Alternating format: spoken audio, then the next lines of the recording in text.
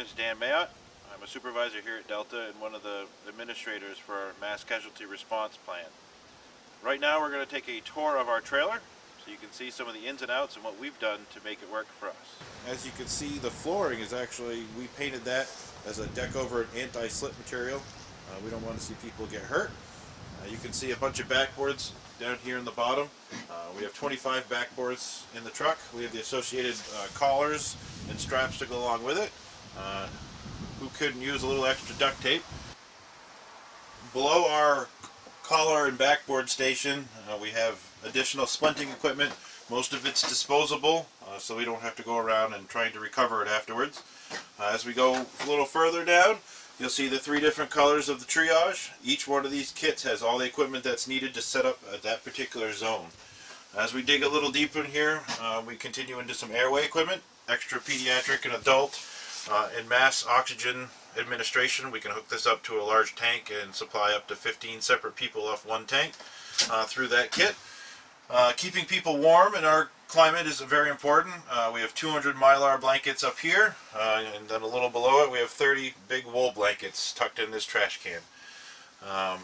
The rest of this equipment down in this section here is spare trauma supplies, so if a particular zone, a red, green, or yellow area runs low on supplies, we can bring them a whole tote full of stuff. These 2 yellow things that are tucked in our corner over here are one-person people movers. They support a backboard and they wheel around like a wheelbarrow. We have some pop-up tents and cones. We actually have 2 portable heaters located in here so that we can, if we need to take over a gym during a power outage or some sort of area, we can keep everybody warm. We have water tucked everywhere in this place because it's important to keep our staff as well as the public hydrated. Assortment of hot and cold packs, a spare amount of incident command vests, and then we have a bunch of miscellaneous gear, trash bags, surgical masks, safety glasses, just the kind of stuff that we might need in an incident is tucked in there. Up in here we have IV supplies. We have enough supplies between those 2 totes and the bags of fluid here that we can start up to 200 IVs on scene. We have our tactical entry kit, which we'll go through here in just a minute. This blue bag is our incident command bag, and it allows us to go through and hand folders out to everybody, which we'll look at here in just a second.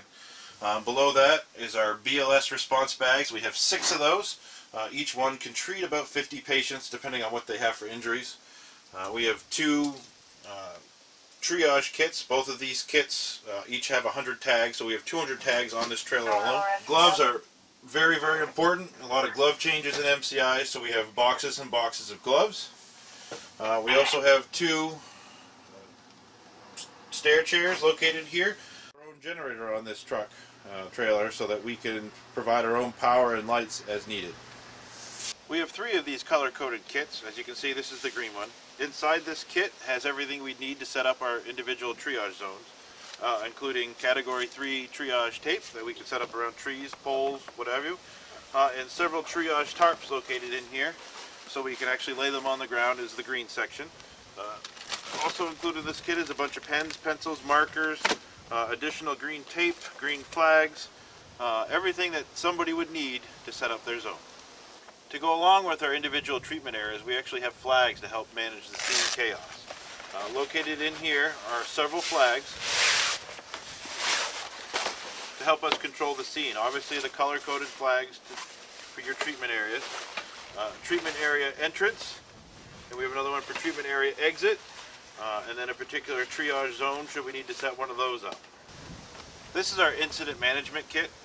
It's hard to remember your job assignment and what all the nitty-gritty details are at a large event, especially one with a lot of stress. This particular kit has everything that each appointed position is going to need.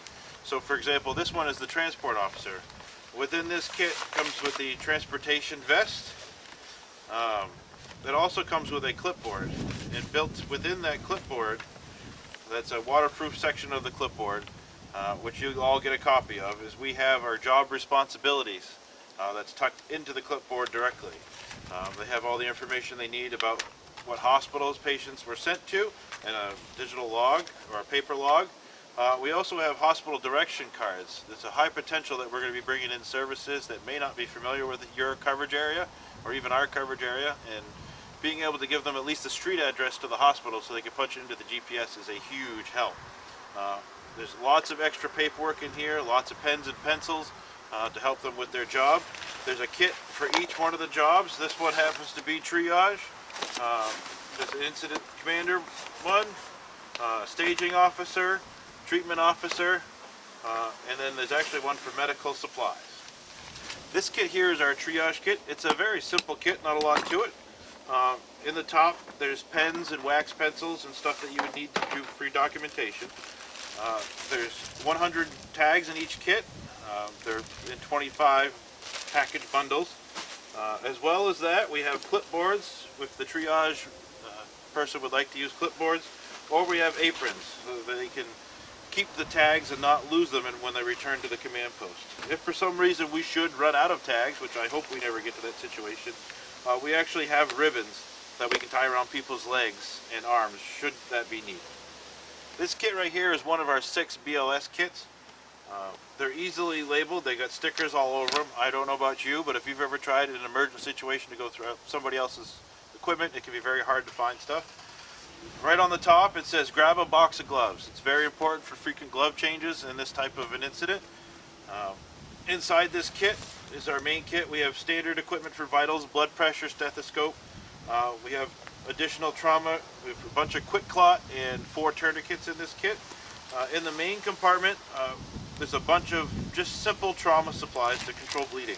We have kits here that contain everything that you would need to control simple bleeding. So if they're able to mend their own wound on their arm, you hand them this whole kit and they can patch themselves up. A whole bunch of trauma supplies, Coban, one of my favorite water-resistant tapes, extra blankets and abdominal pads, and then a whole bunch of SAM splints. In the front of this kit is our airway section, a whole bunch of oral airway, air junks, nasal. There's some tape in here as well as some blood bio bags. On the side compartment is BVMs and extra blankets. There's 10 foil blankets in here to help treat for shock. And on this side there's a spare CPR mask, some extra water, and some hand sanitizer should you need it. This kit here is our tactical entry kit.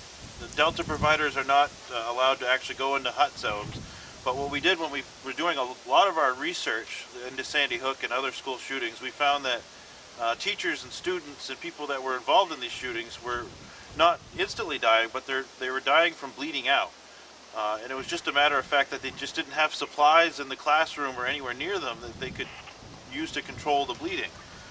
So this kit is designed for law enforcement or another official that's designated to go into the hut zones to bring in, and it allows them to provide at least bandaging and those types of supplies to help with those types of victims. In the front, more airway stuff and simple trauma dressings, a bunch of scissors, tape, those types of simple supplies. In this main section here across the top, there's actually 10 tourniquets tied in here. Multiple BVMs, we have a suction unit in here, and one of the other things that we were quite happy with, and we're very happy to donate into this bag, is these are called mega movers. A lot of services use them to haul larger patients, but when we were talking with law enforcement and other individuals that had been involved in these mass shootings, they had no easy way to haul patients out. So if you come into a situation where you're in a school, this is a tarp that basically has a bunch of handles on it. So you could put 2 or 3 or 4 kids on this and quickly drag them out if they're not able to walk under their own power. It allows you to put an adult or 2 or a police officer or what have you with a bunch of handles to safely and effectively get them out of that building. There's 3 of these located in this bag. Also in here is one of my favorite things, Coban, and lots of duct tape. There's additional trauma supplies tucked down towards the bottom. In the back there's a bunch of abdominal trauma dressings, and then otherwise it's set up fairly similar to those small blue bags. Simple vital sign equipment on the side, and then a handful of foil blankets to keep people and help keep people warm and treat them for shock. One of the additional things that we've done here at Delta is we've designed our paramedic supervisor vehicle to adjunct to the MCI program. So amongst the additional equipment that we have to perform regular paramedic duties that we come across, we also have integrated a bunch of stuff to aid in a large incident. We have 3 mobile radios integrated into this vehicle. of which we have probably about every frequency that we would need to interoperate with anybody within our coverage area and beyond. We've actually been used at incidents before where state police hasn't been able to communicate with the local police departments. With that, we have a hotspot in this vehicle with full Wi-Fi access. Our laptop is designed to tie in with our dispatch center so that we can see that screen that you guys have already reviewed and access that in live time. We have backup hotspots should that fail. But if we're at a situation where everything fails as far as internet connection, we also have a command board that's tucked in here. And tucked in behind this command board is all the paperwork, the hard copies of everything that we have digitally. The hospital availability sheets, additional phone numbers for ambulance services, anything that we would need to manage a large incident in a unified command situation is located within this vehicle. I hope that you enjoyed your tour of our mass casualty response trailer. If you have any questions, please feel free to reach out to myself or Kevin. I hope that you have a better understanding of what Delta has done to prepare for a large event in our 17 communities that we serve and beyond.